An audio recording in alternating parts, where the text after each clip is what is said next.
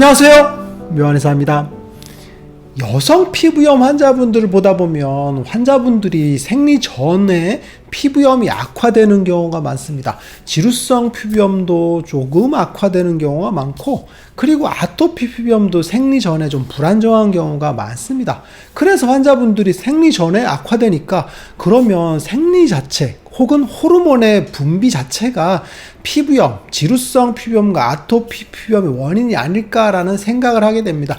즉 악화되니까 악화 전에 뭔가 있었을 거예요. 그러니까 그 원인이 피부염의 원인이 아닐까라는 생각을 하거든요. 합리적인 추론이긴 한데 실제로는 생리 전에 피부염이 악화됐다고 해서 그 생리가 피부염의 원인이라고 보기는 좀 어렵거든요. 그렇다면 남자분들은 피부염이 안 생겨야 맞거든요. 그죠?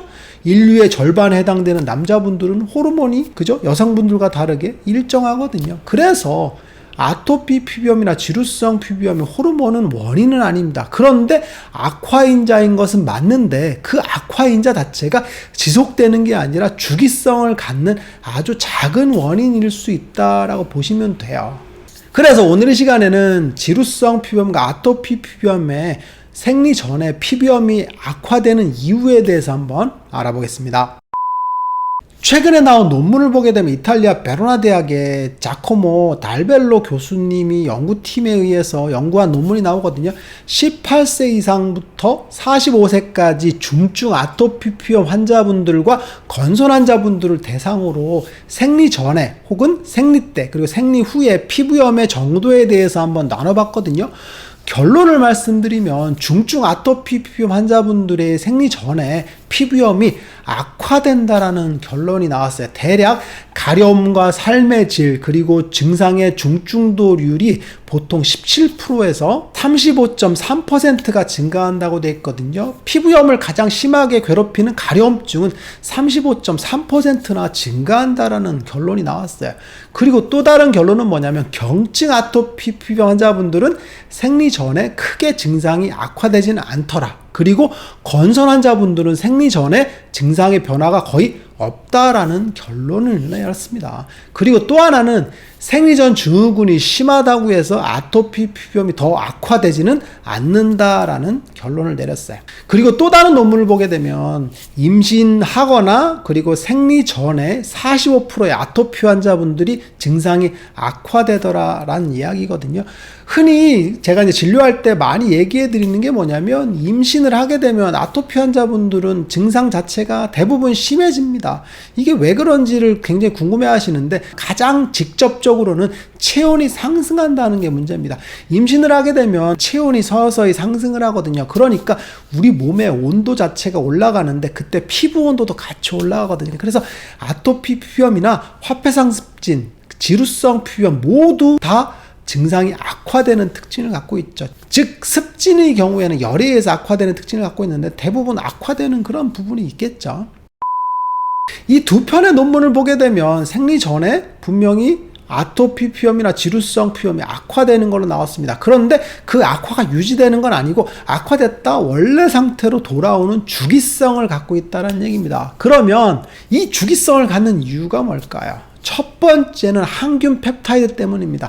항균 펩타이드는 뭐냐면 대식세포에서 분비되는 과립에 들어가 있는 단백질이거든요. 항균 펩타이드를 다른 말로 얘기하면 천연 항생 물질이거든요.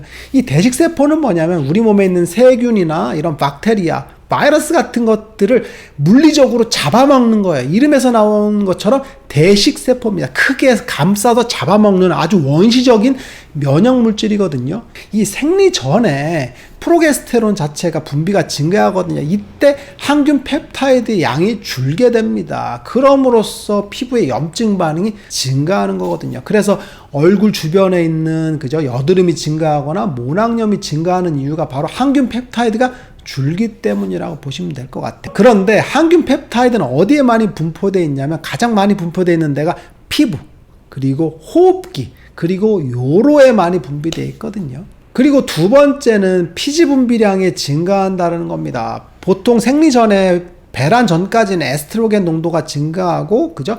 배란 이후에는 프로게스테론 농도가 증가하거든요. 그런데 이 프로게스테론 농도가 증가할 때 피지 분비량이 증가하게 됩니다. 즉 프로게스테론 농도가 증가하기 때문에 피지 분비량이 증가하고 피부 내 지질 농도가 증가하기 때문에 피 아크네라던가 그죠?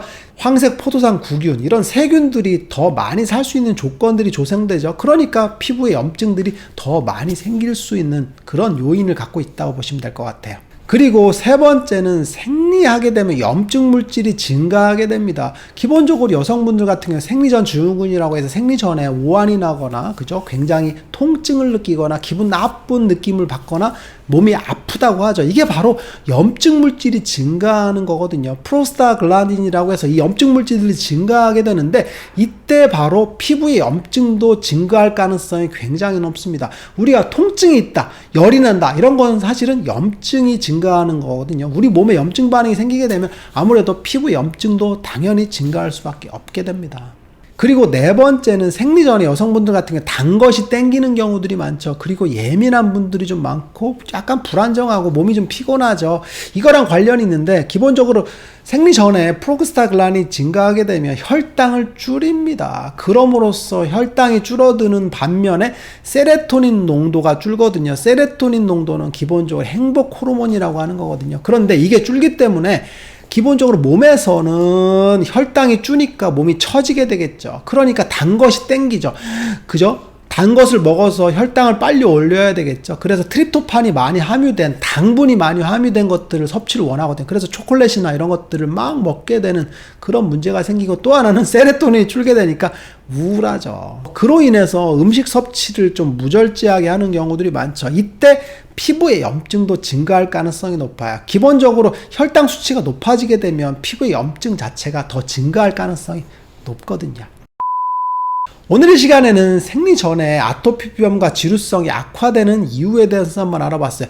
주기성을 갖고 악화되고 호전되고 하는 과정을 보일 뿐 생리 전에 악화됐다고 해서 그 상태가 영원히 유지되지는 않습니다. 다시 좋아진 상태에서 원래 상태로 유지될 가능성이 굉장히 높거든요. 그래서 생전에 악화됐다고 해서 그 상태를 불안해하실 필요는 전혀 없다고 보시면 될 것 같아요. 묘한 의사에게 궁금한 것 있으면 댓글로 남겨주세요. 영상을 통해서 답변하겠습니다. 빠이.